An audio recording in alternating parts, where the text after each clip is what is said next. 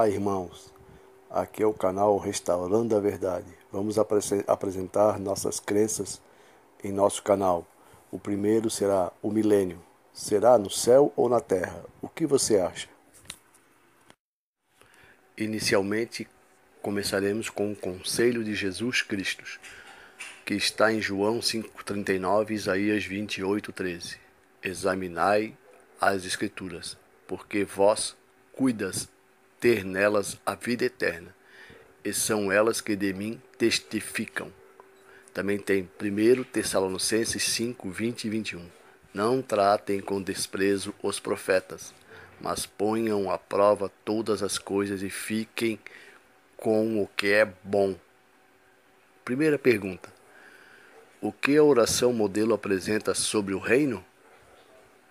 Vamos ver lá em Mateus 6, 9 a 10. Portanto, vós orareis assim: Pai nosso, que estás nos céus, santificado seja o teu nome. Venha o teu reino, seja feita a tua vontade, assim na terra como no céu. Uma nota: esse reino é só no campo espiritual? Então, na primeira pergunta, a oração modelo que Jesus Cristo pediu para a gente fazer, fala em venha o teu reino. Está pedindo para que o reino de Jesus e de Deus venha a nós. O que vocês acham?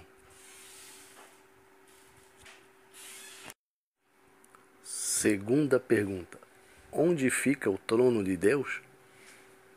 Em Isaías 66, 1 e Atos 7,49 diz: assim diz o Senhor, o céu é o meu trono, e a terra o escabelo dos meus pés.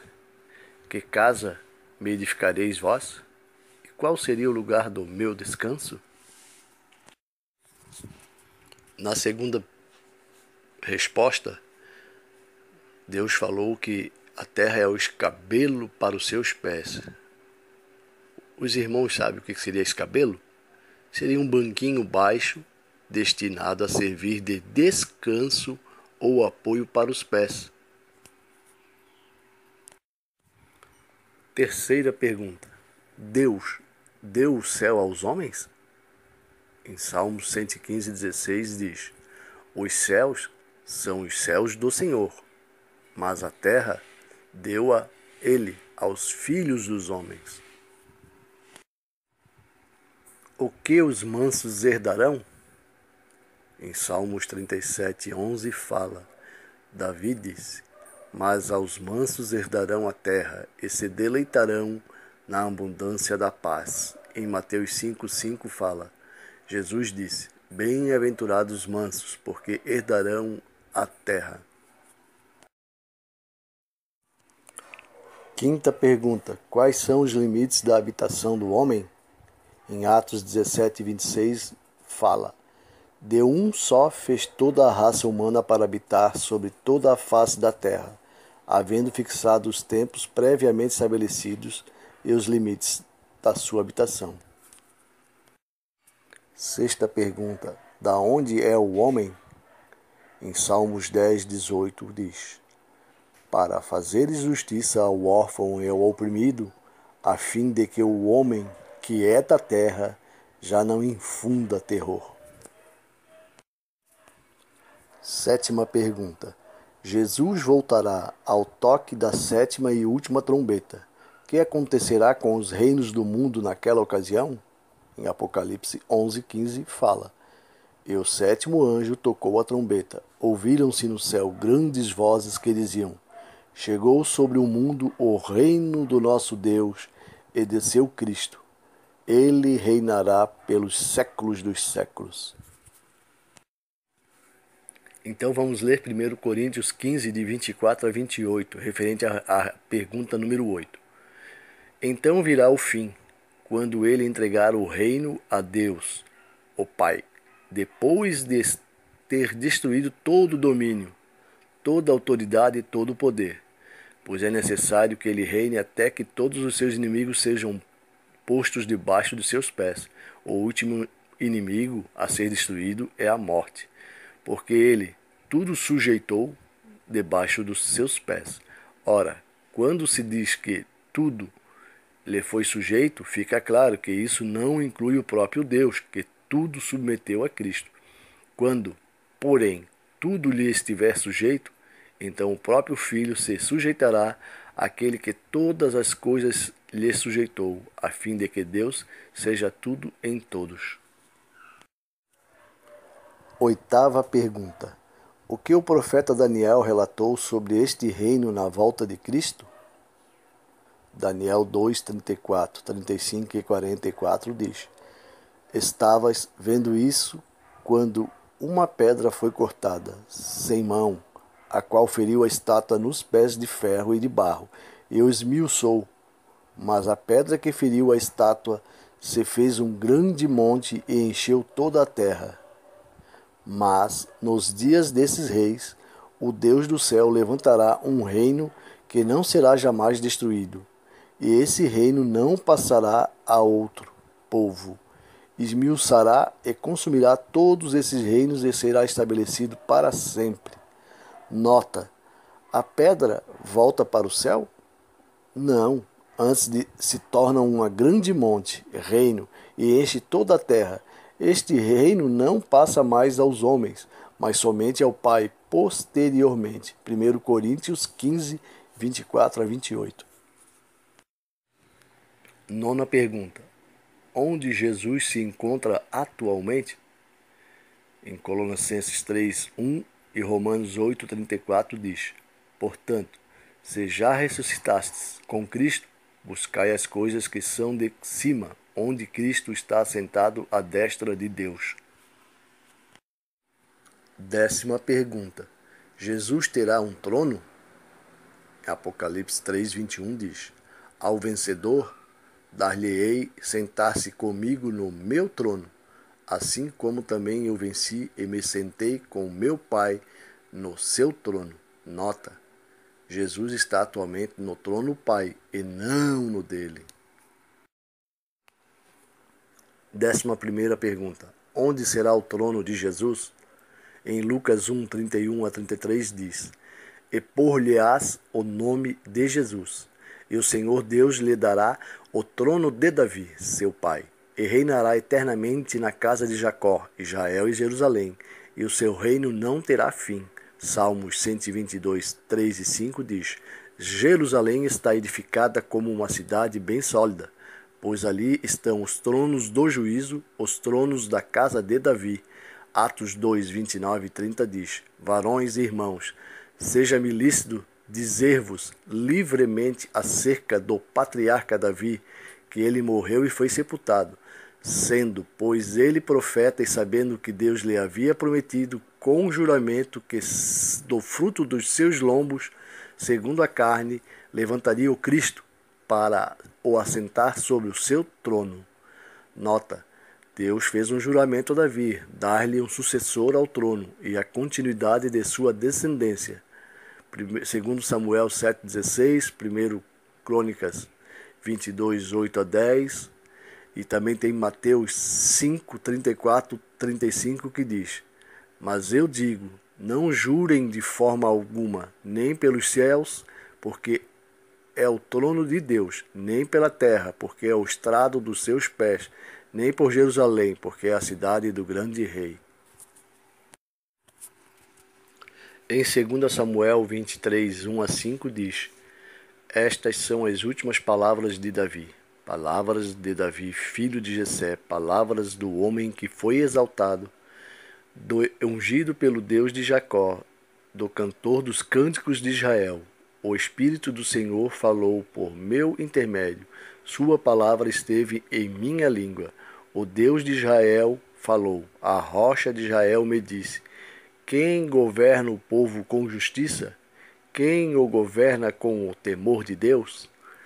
É como a luz da manhã ao nascer do sol, numa manhã sem nuvens. É como a claridade depois da chuva, que faz crescer as plantas da terra. A minha dinastia está de bem com Deus. Ele fez uma aliança eterna comigo, firmada e garantida em todos os aspectos. certamente me dará prosperar em tudo e me concederá tudo quanto eu desejo. Em Salmos 89, de 3 a 4, Salmos 89, 28 e 37, Salmos 132, 11 e 12 e Isaías 9 e 7, de 9 a versículo 7, fala que essa promessa é incondicional. Mesmo que Israel pecasse, o pacto não seria alterado. Em Jeremias 23, 5, Zacarias 3, 8 e 6, 12, diz lá: Eis que vem dias, diz o Senhor, em que levantarei a Davi um renovo justo, e sendo rei, reinará e agirá sabiamente, e praticará o juízo e a justiça da terra.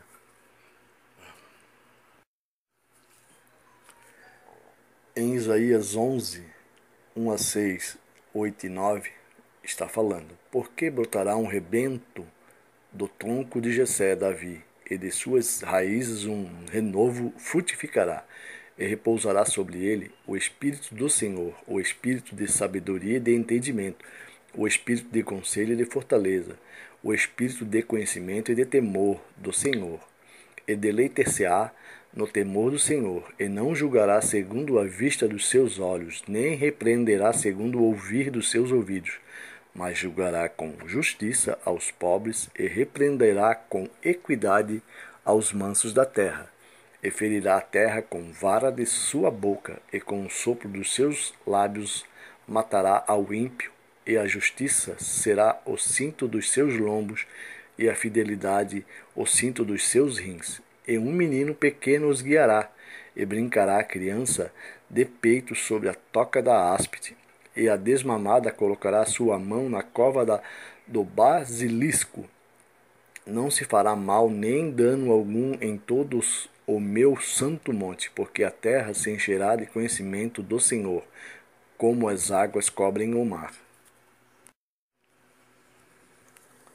Nota: 700 anos antes de Cristo, Isaías profetizou sobre o Messias e o renovo. É um dos títulos messiânicos de Cristo. Jesus recebeu o Espírito do Senhor quando foi batizado por João Batista, Mateus 3,16. E o título desse capítulo, Isaías 11, é O Reino do Messias, o Pacífico e Próspero. A Igreja Adventista acredita que essa mensagem de Isaías 11 vai ocorrer depois do milênio. Mas como explicar sobre um menino pequeno e a criança de peito e a desmamada, visto que no milênio os salvos serão como os anjos, Mateus 22, 30. Então, como explicar o nascimento dessas crianças? 12ª pergunta: quando Jesus vai ocupar esse trono? Mateus 25, 31 fala: E quando o Filho do Homem vier em sua glória, e todos os santos anjos com ele, então se assentará ao trono da sua glória. 13ª pergunta: que outros eventos terão lugar nesta mesma ocasião? Paulo fala aos Coríntios, 1 Coríntios 15, 51 a 54, que na vinda do Senhor Jesus, ao toque da última trombeta, ocorrerá a ressurreição dos santos e a transformação dos santos vivos, o que também confirma aos Tessalonicenses, 1 Tessalonicenses 4, 16 a 17. Este é o galardão, a recompensa dos remidos. Outro evento paralelo é a batalha do Armagedon, a reunião das nações contra Jerusalém, pois estas não entregarão o poder a Cristo sem luta. Apocalipse 11, 17 a 18. Na 7ª trombeta acontece o terceiro ai, ou seja, nesse período é relatado a ira das nações, Armagedon, o fim do tempo da graça, as 7 pragas e a vinda de Cristo. No livro de Joel 3, 9 a 16, é identificado o local dessa batalha, Armagedon, como sendo o Vale de Josafá. Esse vale fica próximo à planície de Megido, Israel. O arrebatamento, na verdade, não visa transportar a igreja aos céus. Aos anjos compete a missão de ajuntar os salvos de todos os cantos da terra para o encontro e a recepção do Rei Jesus Cristo nos ares. 1 Tessalonicenses 4,17, Mateus 24, 30 a 31. A Bíblia fala que este encontro se dará nas nuvens e que a partir deste momento para sempre estaremos com o Senhor, mas não fala em seguirmos viagem rumo ao céu. 14ª pergunta. Após o arrebatamento e o encontro com a igreja nos ares, para onde irá o Mestre e com que objetivo? Em Zacarias 14, de 1 a 5 diz: Eis que vem o dia do Senhor, em que teus despojos se repartirão no meio de ti. Porque eu ajuntarei todas as nações para a peleja contra Jerusalém.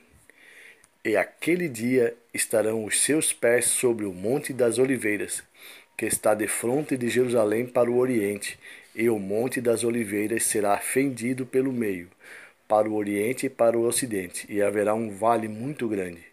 A metade do monte se apartará para o norte e a outra metade para o sul, e fugireis pelo vale dos meus montes. Então virá o Senhor, meu Deus, e todos os santos contigo. Nota: eis que vem o dia do Senhor. Está se referindo à volta de Jesus Cristo. O profeta Isaías usou essa expressão várias vezes, não só ele, mas também outros profetas. Após o encontro nas nuvens, o Messias se dirigirá para o lugar de onde subiu, ou seja, o Monte das Oliveiras, Atos 1, 11 e 12. Esse é o grande momento quando o Senhor toma o reino, e o Senhor será rei sobre toda a terra. Naquele dia, um será o Senhor, e um será o seu nome. Zacarias 14, 9. Salmos 2, 1 a 12. Pois convém que ele, Cristo, reine até que haja posto a todos os inimigos debaixo dos seus pés. 1 Coríntios 15, 25. 15ª pergunta. Qual será a função dos santos no reino do Cristo por 1000 anos? Apocalipse 20, verso 6 diz: Bem-aventurado o santo, aquele que tem parte na primeira ressurreição. Sobre estes não tem poder a segunda morte, mas serão sacerdotes de Deus e de Cristo e reinarão com ele 1000 anos. Nota: serão sacerdotes de Deus e de Cristo e reinarão com ele 1000 anos. 16ª pergunta. O que farão os santos no reinado milenar de Cristo? Apocalipse 20, versículo 4 diz: E vi tronos, e assentaram-se sobre eles, foi-lhes dado o poder de julgar. E via almas daquelas que foram degoladas pelo testemunho de Jesus e pela palavra de Deus, e que não adoraram a besta, nem a sua imagem, e não receberam o sinal em suas testas, nem em suas mãos, e viveram e reinaram com Cristo durante 1000 anos. Em 1 Coríntios 6, versículos 2 e 3 diz: Não sabeis vós que os santos hão de julgar o mundo? Ora, se o mundo deve ser julgado por vós, sois porventura indignos de julgar as coisas mínimas? Não sabeis vós que havemos de julgar os anjos? Quanto mais as coisas pertencentes à vida. Em 2 Timóteo 2,12, Paulo disse a Timóteo: Se continuarmos perseverando, também reinaremos com ele, Cristo. Sim, Paulo, Timóteo, os profetas, a Igreja de Cristo governarão com Jesus no reino milenar. 17ª pergunta. Como reis e sacerdotes, onde estarão os santos com Cristo no reino milenar? Apocalipse 5, 9 a 10 fala: E cantavam um novo cântico, dizendo: Digno és tomar o livro e de abrir os seus selos, porque foste morto, e com o teu sangue nos compraste para Deus de toda a tribo, e língua, e povo, e nação. E para o nosso Deus nos fizeste reis e sacerdotes, e reinaremos sobre a terra. 18ª pergunta. Sobre quem Jesus Cristo e os santos haverão de reinar durante o milênio?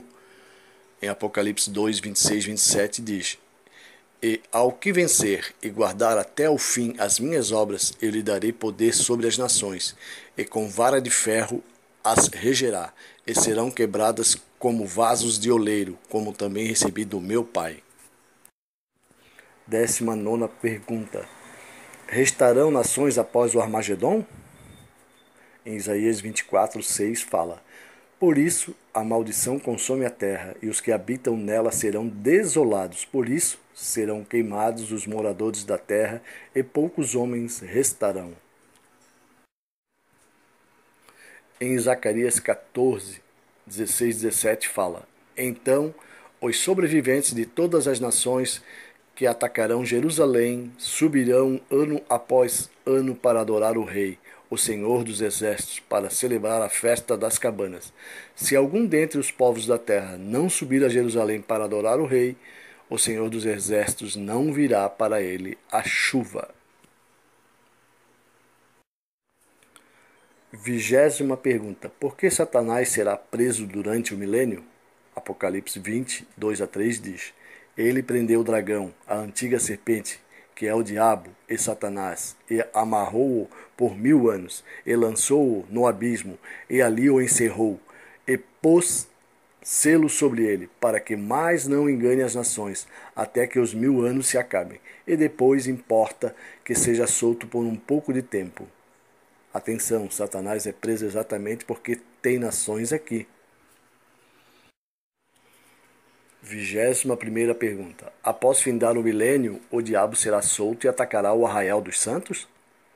Em Apocalipse 20, 7 a 9 diz: depois de passados 1000 anos, a terra estará cheia de habitantes. Os que tiverem o privilégio de viver numa era de prosperidade, justiça e paz sob o governo justo do Messias terão que ser submetidos à prova. Quando for solto o inimigo, os que aderirem ao maligno participarão de um sítio contra a capital de Jerusalém, mas serão consumidos pelo fogo vindo do céu. A cidade amada aqui mencionada é a Jerusalém terrena e não a celestial, pois esta só descerá depois de vencidos todos os inimigos e do renovado todo o planeta. Apocalipse 21, 1 e 3. E Apocalipse 21, 2 fala: E eu, João, vi a santa cidade, a nova Jerusalém, que de Deus descia do céu, adereçada como uma esposa ativiada para o seu marido. A nova Jerusalém desce ao encontro de Jesus que está na terra. Os que participarão do ataque não são os ímpios ressuscitados, mas os que viveram dentro do milênio. Os ímpios mortos serão ressuscitados na segunda ressurreição no final do milênio, após o juízo do trono branco. Após serem julgados, receberão a sentença de morte eterna. Apocalipse 20, 5 e 11 e 15.